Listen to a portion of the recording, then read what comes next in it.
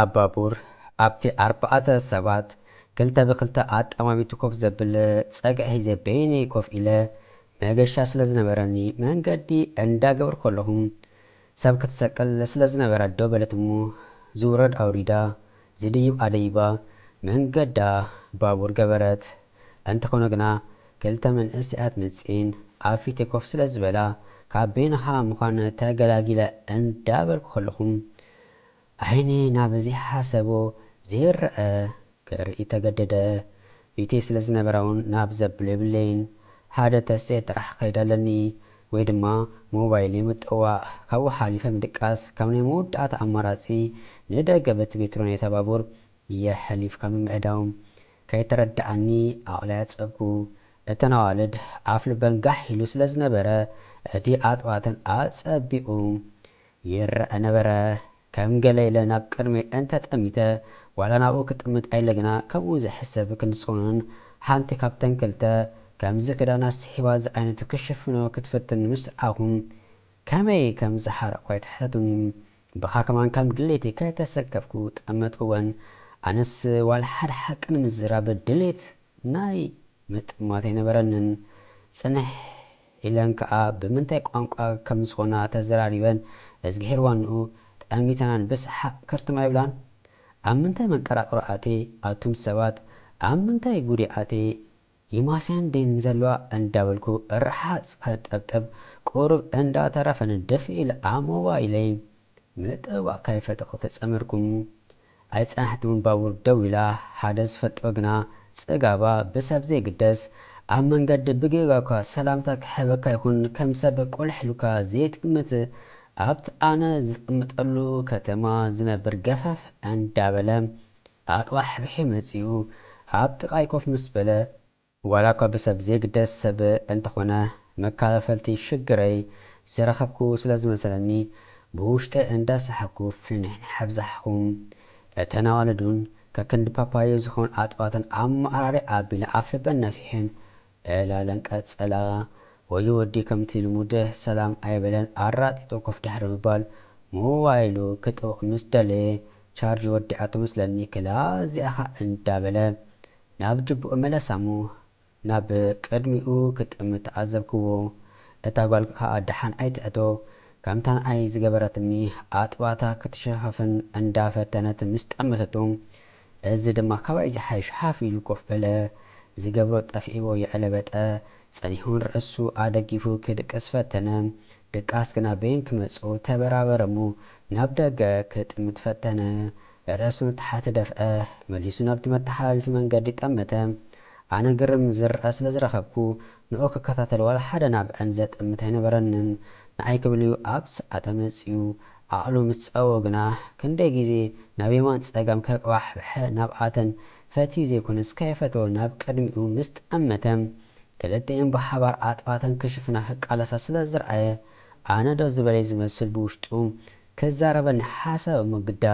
ቅድሚ ሕጂ ረጊፁኒ ወይ ረጊፁና ዝኸዶ ተራእዎ ኮይኑ ስምዓን ዶ ኢሉ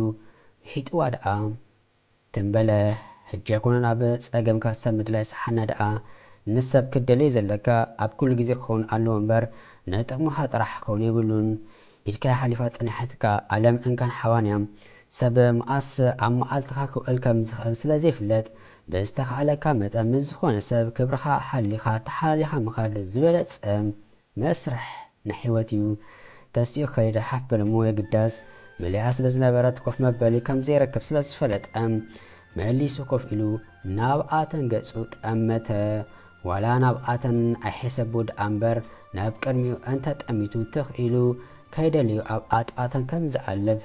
ዘይከሓድ ሓቂ እምበርከ ኣነ እውን ስለ ዝፈተንኩ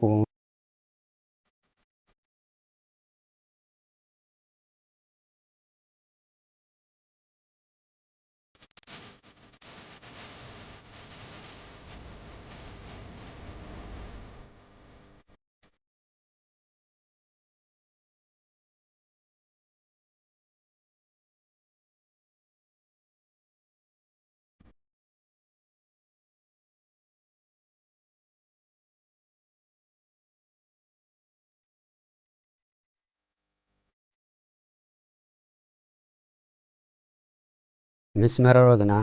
ኣይተሓዘለይ ደኣ እምበር ከምዚ ኸማይ ኣቕልኻዶ ፀይው ከሎ ናበይና ክንጥምቶ ምስ በለኒ ባሕ ኣይበሎ ኢለ ይሄ እንታይ ኮንካ ምስ በልክዎ ረኣየ እንዶ እዚን ኣዋልድ ክጅመር ክረኣየለን ዶ ኣይኮናን ከምዚ ተኸፋፊተን ወፂአን ዘለዋ እሞ ሆጂ እንታይ ከፊእወን ክሸፋፈንኦ ተኸኽ ዝብላ ዘለዋ ዘይሓሰብናዮን ዘሕስባና ዘለዋ ምስ በለኒ ተኸፊተን ክኸዳ መሰለኒ ንድሓር ድማ ንሳተን ዝደልየ ሰብ ጥራሕ ክርእየለን ድሌተን ትኾነኻ ክቕፅል ድማ ንስኻ ኸ እንታይ ኮንካ ኢኻ እንዳፈለጥካና ከምዘይፈለጥካና ረጊፅካና ተሓልፍ ዋላስ ከይትፍለጠና ደቂ ሓደ ሃገር ምዃነ ወይ ከም ንመሳሰል መጠን ሰላም ምባል እንታይ እዩ ዘኽስረካ ወይ እንታይ ካብ ሂወትካ ይጎለካ ምስ በልክዎ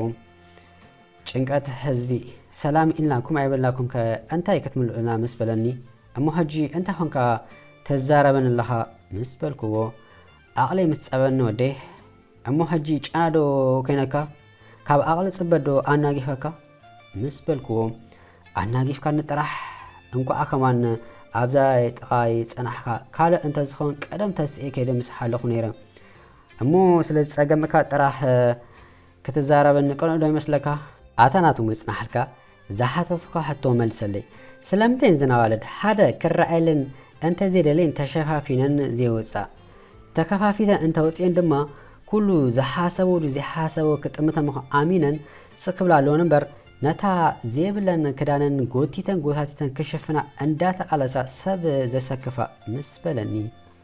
ኣብዚያስ ሓቅሕኻ ንኣይ ከማን ኣቕለይ ፀይብን ፀኒሑ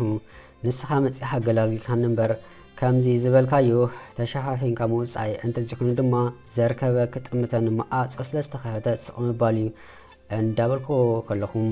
ባቡር ዶ ስለ ዝበለት መወረዲተን ግዲ ኣኺላ እተን ኣጥዋተን ዳርጋ እግሪ ኣውፅኡ ከይድ ናይ ዝደልያ ዝነበረ ኣዋልድ ክኸዳ ብድድ ምስ በላን ዕለቱ ፍኹስ በለንን እሞ ሕጂኸ ፈኺሱካ ዶ ክብል ሓተትክዎ ፈኺሱኒ ጥራሕ ፈርቓን እምበር ከምዚ ናይ ሎሚ ኸማን ኣቕለይ ፀይቡን ኣይፍለጥን ምስ በለኒ በል ንስኻ እውን ሰብ ረጊፅካ ምኻደ ገዲፍካ ካልእሲ ትረፍ ናይ እግዚኣብሔር ሰላም ተለግስ መወዳዕትኡ ሰብካዩ ሰብ ዝኾነካ ትዕቢት ሓሊኻ ከተውድቐካ እንተዘይኮይና ካልእ ዋላ ሓደ መክሰብ የብለን ካብ ኮነ ፅቡቅ ጎንኻ ሰላም ካብ ሞ ናብ ከባቢኻ እንዳፈናኻ ኺድ ኣምሳያናቱ ከዓ ኣብ ዝኾነ ሰዓት ግዜ ክብሪ ካብ ጎንኻ ኣይክፍለን ሞ ሓደረኻ ሰብ እንታይ ከይገብረለይ ዝብል ኣተሓሳባ ካብ ሓንጎልካ ኣውፂኻ ኣርሒኻ ቅበሮ ብዝኾነ ሕጂሕ ገድፈካ ደው ምስ በለት መወረዲተ ስለዝኣኸለት ገዲፈዮ ወረድኩ ናይተን ኣዋልድ ነገር እሞ ኣይደገም ይዘብል